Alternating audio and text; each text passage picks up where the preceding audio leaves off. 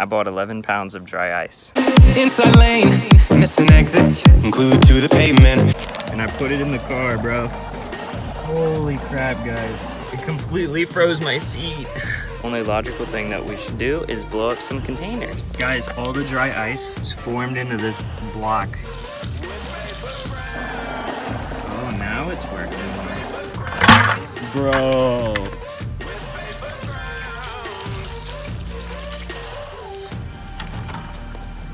The dry ice turned the water into like snow.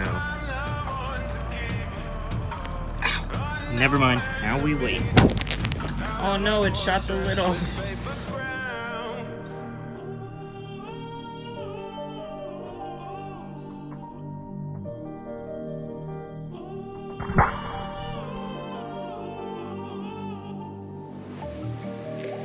Take what you want from me.